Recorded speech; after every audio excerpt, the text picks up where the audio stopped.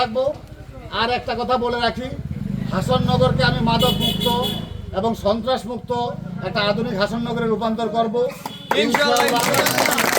আমি আমার প্রান্তীয় নেতা বুরহানুদ্দিন ও দৌলত খানের জননন্দিত নেতা বুরহানুদ্দিন এবং দৌলত খানের উন্নয়নের উপকার আমার শ্রদ্ধাভাজন ব্যক্তিত্ব আলহাজ মোহাম্মদ হাফিজ ইব্রাহিম, আমি ওনাকে স্পষ্ট বলেছি যে হাসননগরে প্রায় 1 ডজন চেয়ারম্যান ক্যান্ডিডেট, আপনার কোনো ব্যক্তিগত চয়েস আছে কিনা বা আপনার আগামী ইউনিয়ন পরিষদ নির্বাচনের রূপরেখা কি আমাকে একটু বলেন।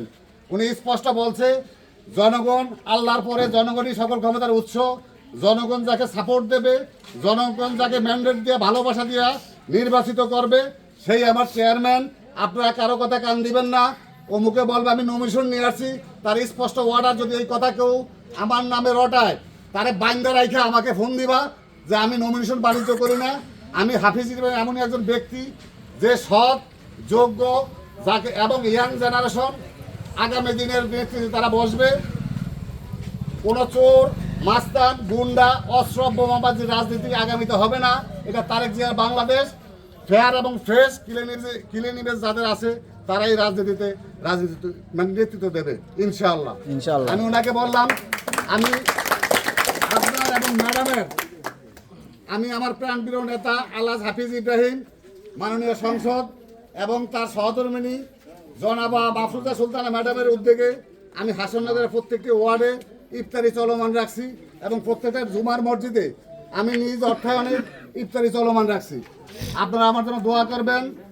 যখন নির্বাচন আসবে, নির্বাচনের জন্য স্বতঃস্ফূর্তভাবে আজকে আপনারা যে ভালোবাসা নিয়ে আমার এখানে আসছেন, আমি আমার এলাকাবাসীর উদ্দেশ্যে বলতে চাই স্পষ্ট, আমার 9 নম্বর ওয়ার্ডের বাসীদের উদ্দেশ্যে বলতে চাই, 4 নম্বরের মানুষ যে ভালোবাসা দিয়ে আমার এই বেরির পাট দিয়ে এত কষ্ট করে আমার 9 নম্বরে আসছে, তাদের ভালোবাসা দিয়ে আজকে এলাকাকে প্রমাণ করলো যে তারা আমাকে মন থেকে চায়, মন থেকে তারা গ্রহণ করছে। আমি আপনাদের এটাই অদাবদ্ধ। হয়তো অনেকে বলবে যে অনেক চাপে, অনেক লোভে, আমি খোকন যদি বেঁচে থাকি, যদি মরেও না যাই, স্বয়ং আল্লাহ ছাড়া কেউ আমাকে নির্বাচন থেকে সরাইতে পারবে। সবাই ভালো থাকবেন। অনেক কষ্ট পাইছেন, অনেক কষ্ট আপনাদেরকে দিছি। আপনি হঠাৎ আসছেন, কোনো প্রোগ্রাম না, কোনো আগের কোনো শিডিউল সেট করা না, আপনাদের ভালোবাসা আপনারা আমার এখানে আসছেন, তাই তো? এই ভালোবাসাটা আমি সারা জীবনের জন্য চাই এবং আমার ভালোবাসাটা মিত্র আগ পর্যন্ত আপনারা পাবেন। যখন কোনো ব্যাপারে বিপদে আপদে, সুবিধা অসুবিধা, ভালো মন্দ যা কিছু হবে আপনারা আমাকে জানাবেন।